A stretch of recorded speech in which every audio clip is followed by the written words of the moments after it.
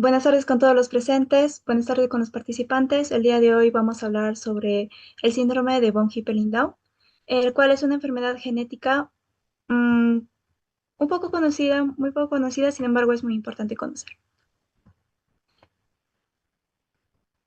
Bien, primero vamos a pasar con los conceptos previos.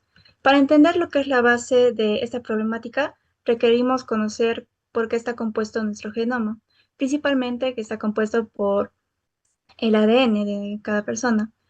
Reconocemos que el ADN es una molécula el cual guarda todas las instrucciones para construir o mantener lo que es en marcha un ser vivo. Esta información es escrita, por decirlo así, como un alfabeto de letras químicas, que es la adenina, la timina, la citosina y la guanidina. La célula lee lo que es el ADN de tres en tres letras y cada grupo de tres recibe el nombre de codón. El codón realiza lo que es el ensamblaje a una nueva proteína. Entonces, los fragmentos de ADN que contienen esta, por decirlo así, receta, fabrica lo que es la proteína. Entonces, esta proteína es llamada como los genes que están presentes en nuestro ADN. Entonces, los genes están compuestos por dos partes, que son los exones y los intrones. Los exones son conocidos porque son más útiles y al final de todo el proceso se convierten en la proteína final. Sin embargo, los intrones, por otro lado, em, son partes intermedias que la célula corta y son desechadas antes de generar lo que es la proteína. En cuanto a esta secuenciación de estas letras de A, T, C, G, produce, al por decir, cualquier cambio, ya sea al agregar una letra, o al quitar una letra o al modificar alguna letra, puede ser llamada una mutación. La mutación eh, tiende a ser al generar un lugar equivocado de lo que es nuestro genoma y puede provocar la alteración de algunas proteínas, las cuales están compuestas por los genes. Entonces, al provocar estas enfermedades, pueden ser catalogadas como unas enfermedades raras o enfermedades huérfanas. Entonces, ¿a qué nos referimos con esto?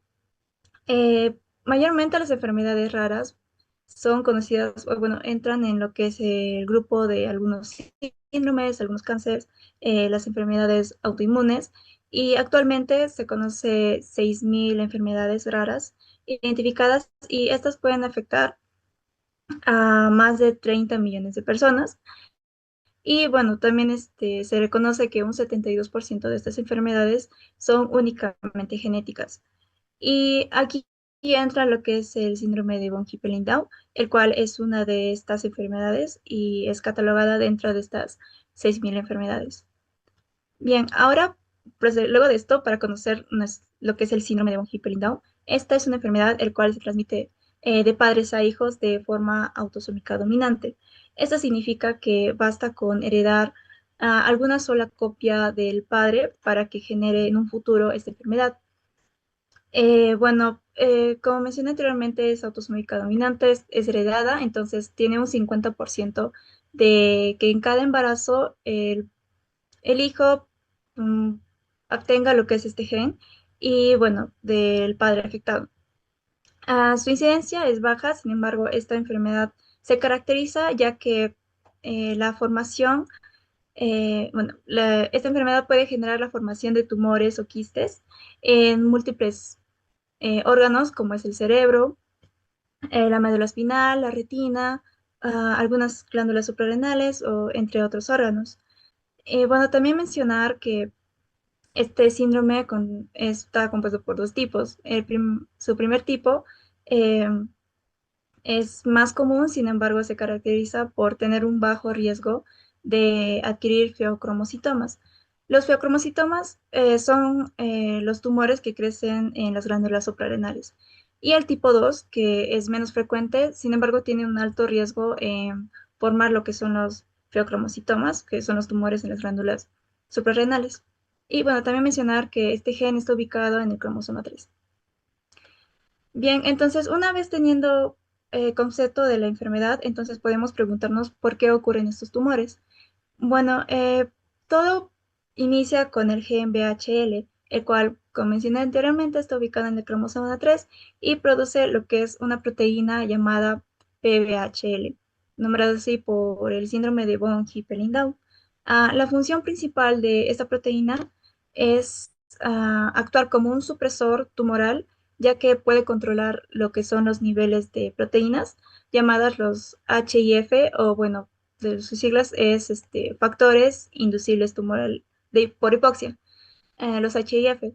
Entonces, estos se activan al detectar cuando hay una poca oxigenación. Entonces, al haber una poca oxigenación, también se le conoce como hipoxia, ordena al núcleo a fabricar proteínas nuevas que ayudan a activar estos genes, las cuales son el PEGF y PDGF. Estos ayudan a lo que es la producción de vasos sanguíneos nuevos y a que las células crezcan y el transporte mayor de glucosa.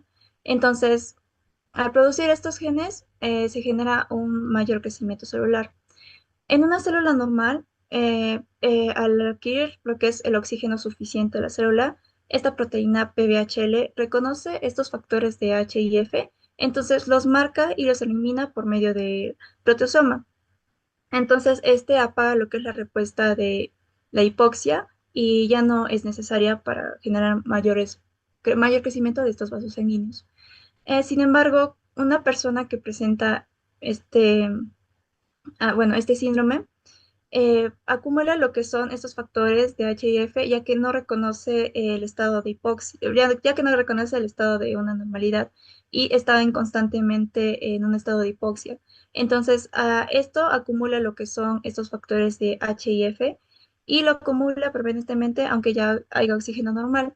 Entonces, el resultado de esto genera lo que es una continua recepción de estos genes PGF y PDGF y genera lo que es una mayor proliferación genética, generando así una angiogénesis descontrolada y bueno, puede favorecer lo que es el crecimiento tumoral. Bien, ahora teniendo contexto lo que es es la enfermedad, teniendo un contexto de todo, entonces podemos ver ahora lo que es el caso clínico. Primero, nuestro paciente tiene 70 años, entonces primero consultó ya que perdía progresivamente lo que es su vista en el ojo derecho. De esta forma se sometió a una tomografía de coherencia óptica, que es OCT, y mostraron un hemangioma, bueno, esta ahorita, un hemangioma. Esto es una producción de vasos sanguíneos anormales, los cuales están pegadas al nervio óptico, y esto puede explicar perfectamente lo que es la pérdida de la visión. Por otro lado, el ojo izquierdo también presentaba ciertos signos de hemangioma, sin embargo, eran pequeños y, bueno, entre comillas, estaban apagados, no presentaba una comparación en el ojo derecho. Y por otra parte, también se consultó el linaje familiar, sin embargo, ninguno había tenido esas proteínas similares, disculpa, ninguno había tenido estos problemas similares de visión. Entonces, con estos datos podemos, en cierta forma, afirmar que puede padecer de este síndrome, ya que al presentar ya los hemangiomas y, bueno, los antecedentes familiares, puede generar posible, esta posible afirmación. Entonces, ya al establecer lo que es esta información, al ser una enfermedad genética compleja, requiere de una confirmación y una planificación de lo que es a un futuro y, bueno, a proceder con un estudio genético y un análisis experimental que mi compañera nos va a explicar. Bien, buenas tardes, ¿qué tal? Soy Brian. Y en esta parte de la presentación, pues les hablaré un poco de las metodologías y los resultados preliminares que se han obtenido en esta investigación. Siguiente.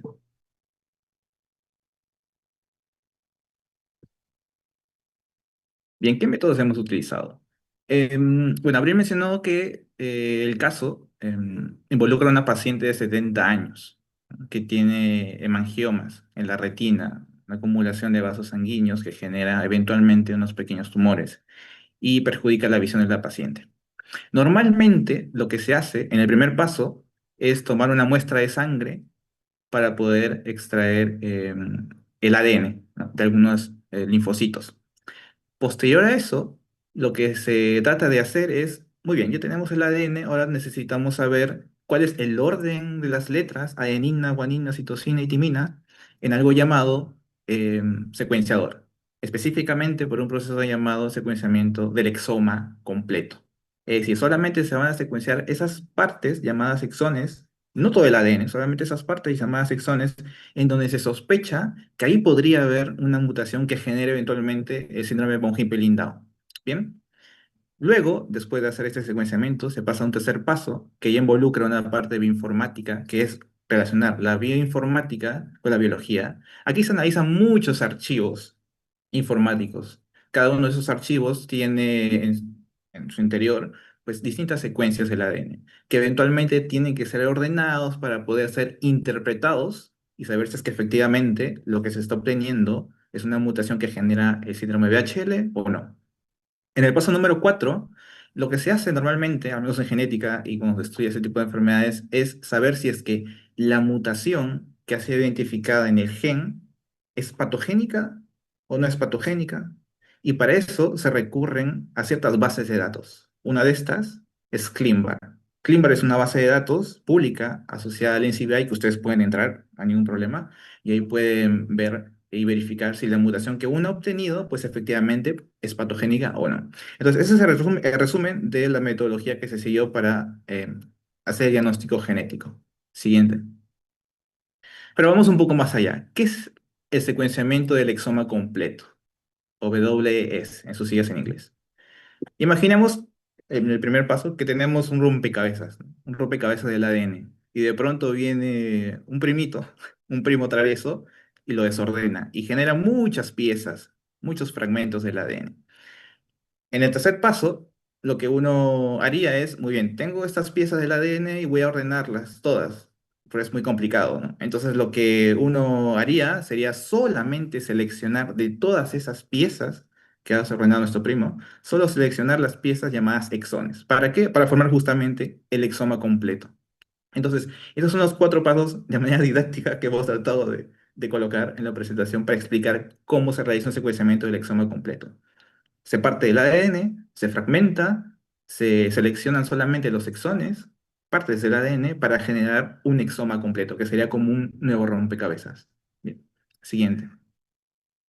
Luego de esta metodología de resultados sigue la interpretación y conclusiones.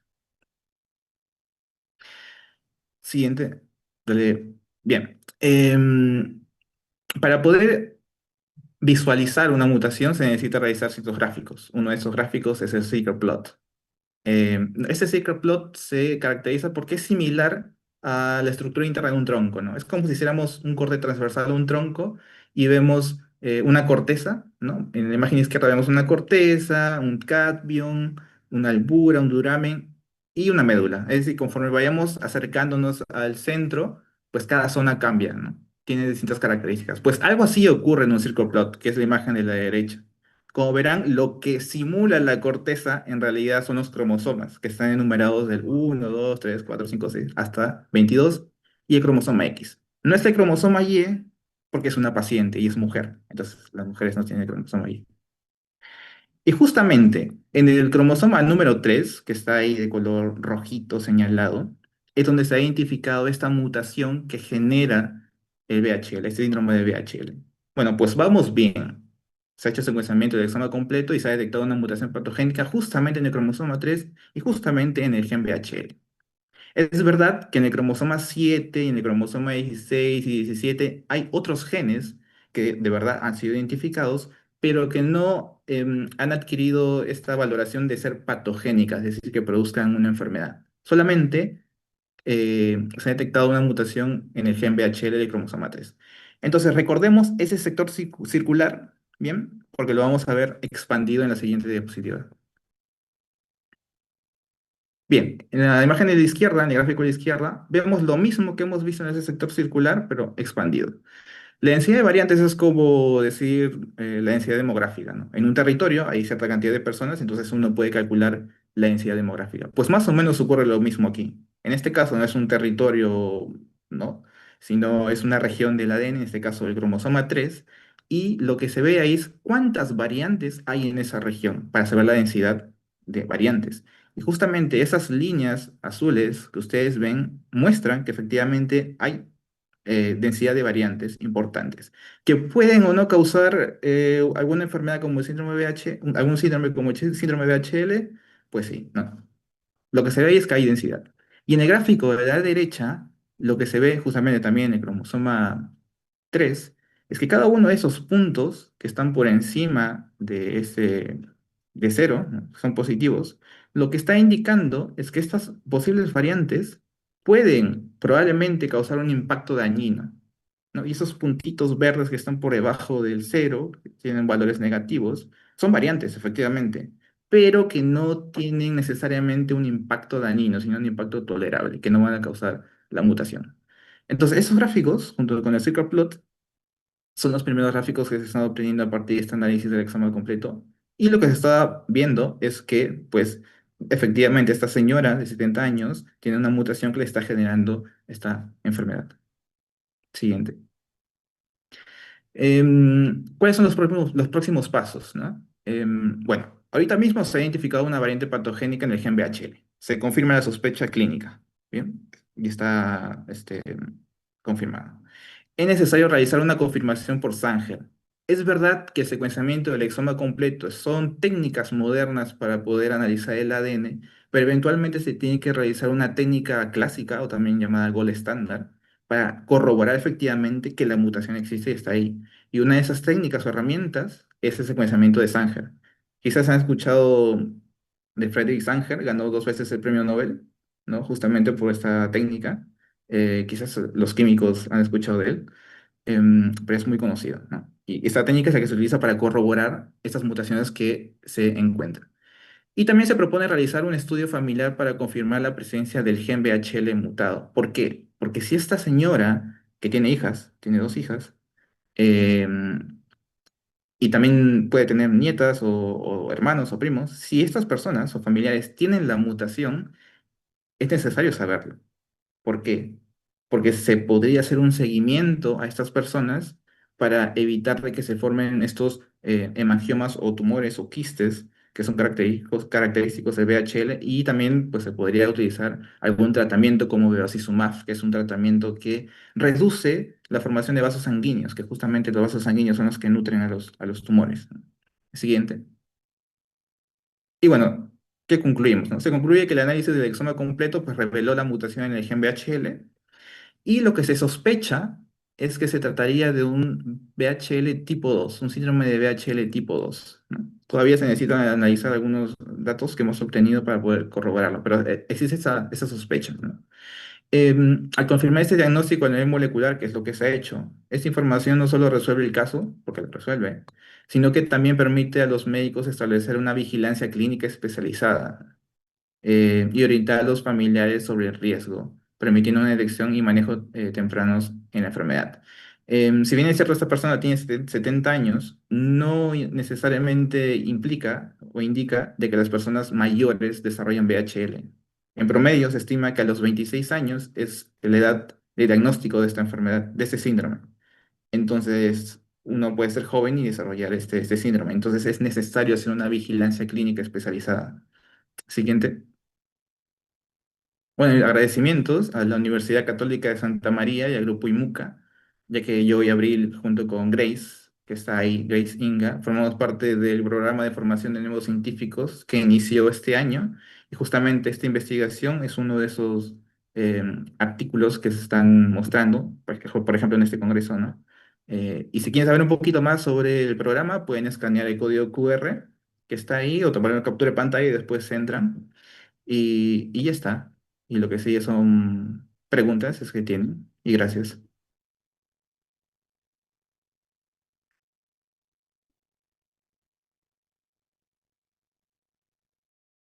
Muchas gracias, Abril y Brian. Pasamos con la ronda de preguntas. ¿Alguien tiene alguna consulta eh, acerca del exoma, acerca de el nuevo síndrome que hemos escuchado?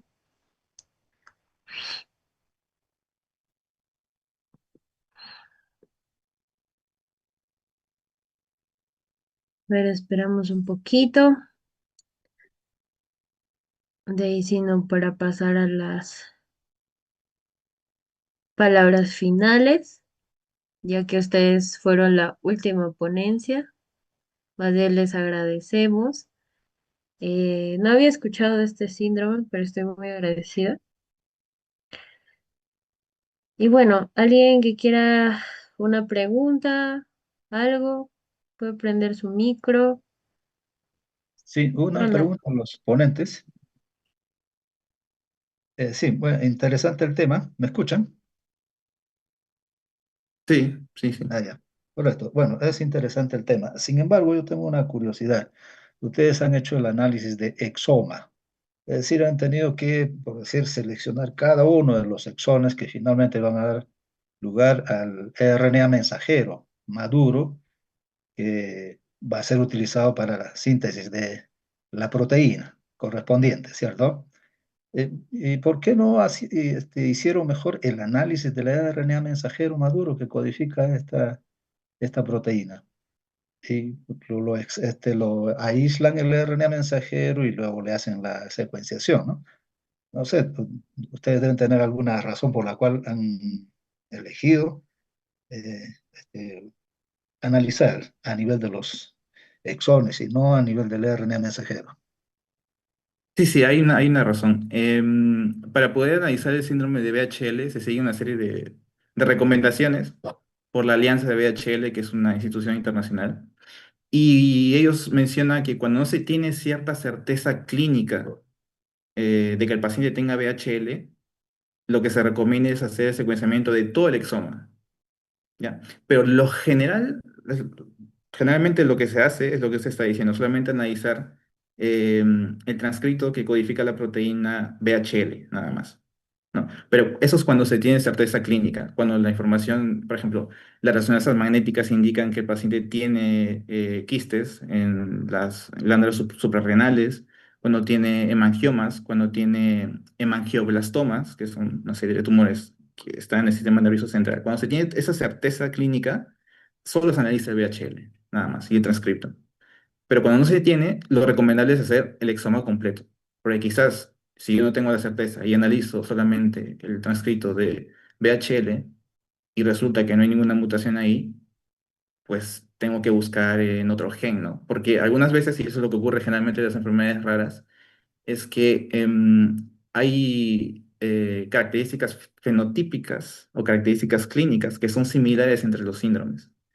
Entonces, cuando no existe esa certeza, lo que se recomienda es hacer el exoma completo, ¿no? Y pues esa es la razón de por qué se analizó todos los exomas. Y el VHL solo tiene tres exomas.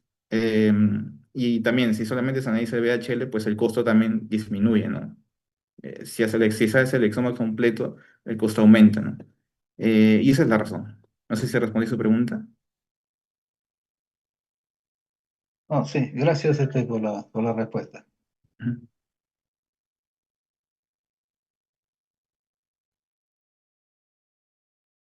Doctora Pavlich, ¿también quiere realizar consulta? No tanto como consulta, sino como profesora de tantos años, yo pienso que me siento muy contenta de escuchar estas innovaciones en cuanto a la investigación.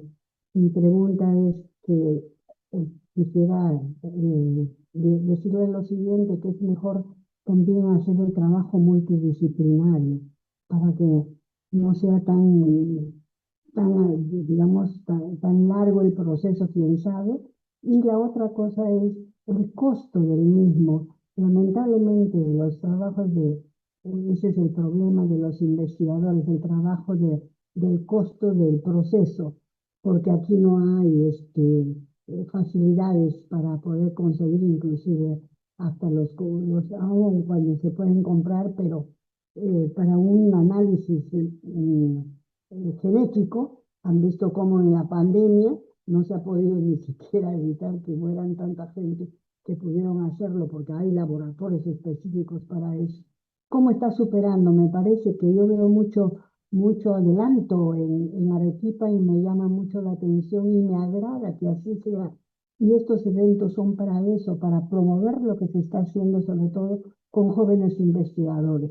Así que yo quisiera que me diga usted, ¿el costo de ese análisis es factible hasta qué punto y podría ser en todos los departamentos, digamos, en el Perú para ver, porque hay muchas enfermedades de ese tipo que no se pueden decir exactamente de una forma concreta porque no tienen muchas características para que sirva para los médicos para poder determinar. Ujú. Esto, El exoma completo, bueno, acá viene la parte mal, cuesta miles de soles y va a depender, puede costar más de 5.000 soles, fácilmente. Y por lo general, al menos en Perú, lo realizan clínicas privadas o instituciones extranjeras, generalmente en España. Hay muestras que se envían de Perú a España, porque ellos pueden hacerlo todo el secuenciamiento del exoma.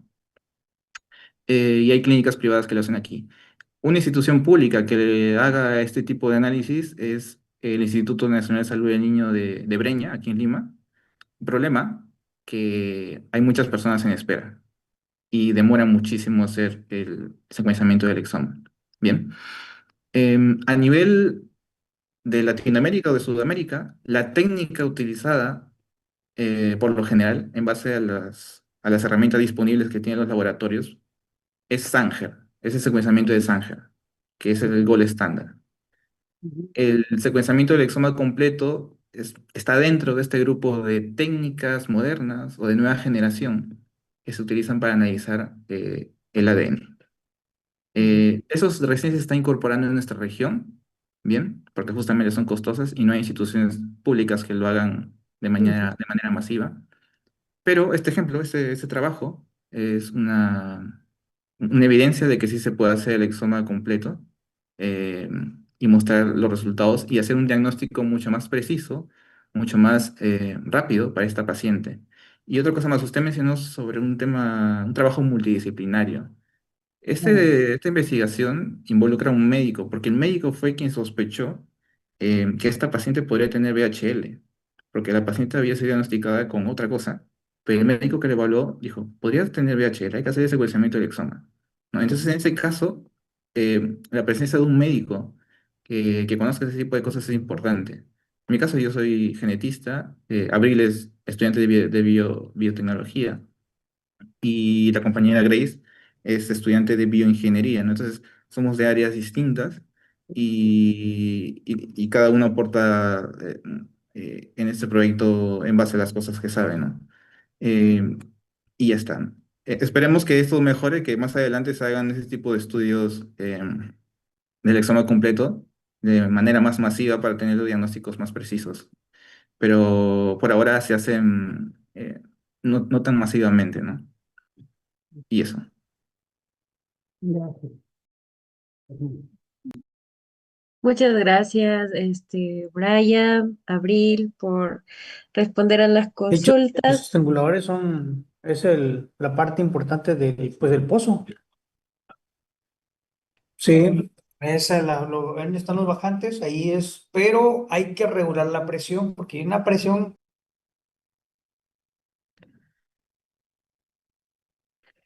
Bueno, creo que se le pasó el micro. Ahora sí, les doy muchas gracias por su ponencia. Aprendí un poquito más sobre medicina el día de hoy.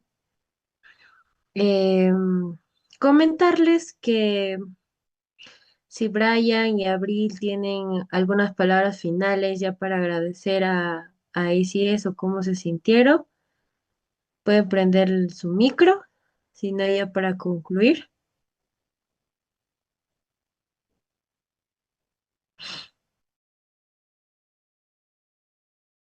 Sí, unas palabras finales. Bueno, pues es la primera vez que estoy en un congreso que lleva la palabra divulgación.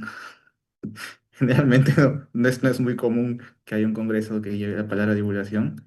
Y por eso es que hemos tratado de incorporar algunos gráficos didácticos para mezclar esta parte técnica muy rigurosa que normalmente estamos acostumbrados y una parte un poco más didáctica, ¿no?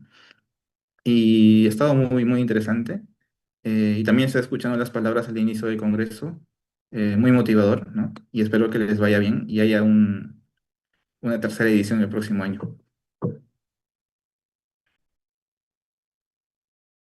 Abril, ¿quieres decir algo? Bueno, igualmente que mi compañero, esta es mi primera vez en un congreso de divulgación. Y bueno, igualmente que se repita esta oportunidad, creo que hay muchas oportunidades en la cual puede expresarse lo que es la divulgación científica y muchos conceptos en los cuales podemos incluir a varias personas y bueno, que sean más conocidos los que son estos temas de divulgación. Muchas gracias.